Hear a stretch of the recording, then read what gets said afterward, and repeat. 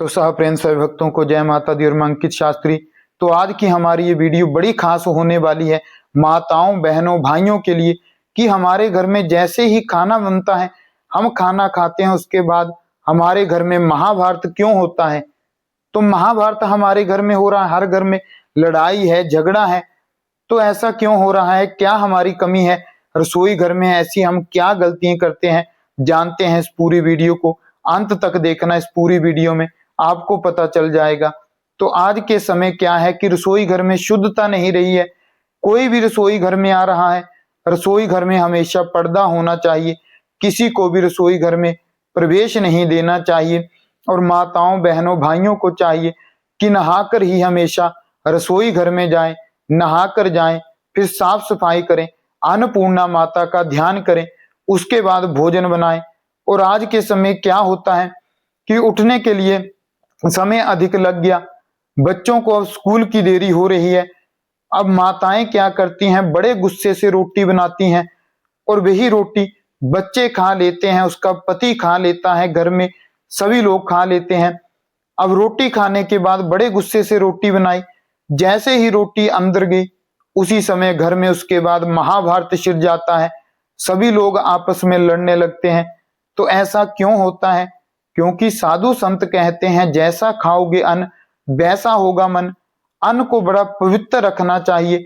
खाना बनाते समय बहुत ध्यान से भोजन बनाना चाहिए, रोटी को बनाना चाहिए।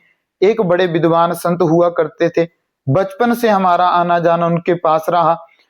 तो हम जैसे ही जाते, दोपहर के समय स्कूल में छुट्टी होती तो दोपहर के समय महाराज जी के पास जाते, तो महाराज जी उस समय खुद भोजन बनाया करते थे। तो एक दिन हमने महाराज जी से पूछा कि महाराज जी आप खुद भोजन क्यों बनाते हैं? तो महाराज जी ने कहा आप पंडित बैठ, आज तुझे मैं बताता हूं।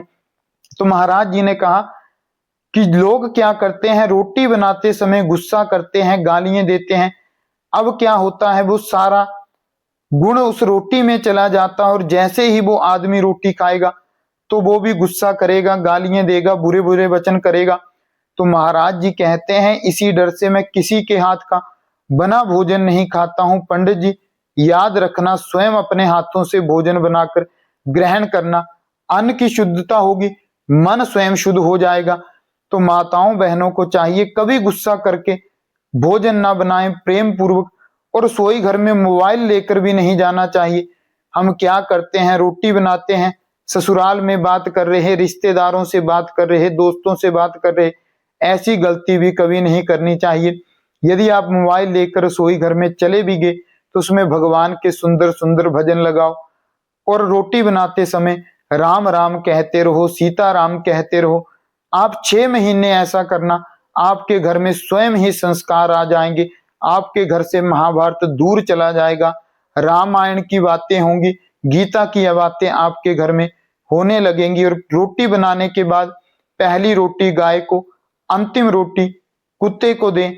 वो परिवार का कोई भी सदस्य ना खाए, क्योंकि पहली रोटी जो खाएगा वो गाय के समान पूरा दिन बैठा रहेगा चुप, और अंतिम रोटी खाएगा वो आपको पता ही है घर में महाभारत करेगा।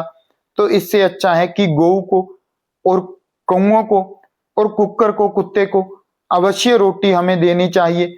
और उससे क्या करना चाहिए, एक थाली निकालो, भगवान को भोग लगाओ, उस भोजन की थाली को परिवार के बीच में बांट दो, देखना आपका घर भी मंदिर बन जाएगा। तो ये सावधानी है, पहली सावधानी कि बिना नहाए रसोई घर में कभी ना जाएं, चाहे माताएं हो चाहे भाई हो, कोई भी रसोई घर में बिना नहाए ना जाए। उसके बाद भोजन बनाते समय फोन का इस्तेमाल ना करें, भोजन बनाते समय गुस्सा ना करें, गालियां ना दें, किसी से बात ना करें।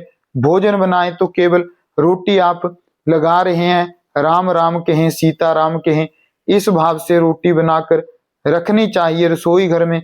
सावधानी रखें, आपका घर भी मंदिर हो जाएगा। तो यदि आपको हमारी ये वीडियो अच्छी लगी हो तो चैनल को शेयर करना, सब्सक्राइब करना, कमेंट करना, सभी रिश्तेदारों तक इस वीडियो को पहुंचा देना, ताकि रसोई घर में ये गलती वो भी कभी ना करें। तो सहप्रेम सभी भक्तों को जय माता दी।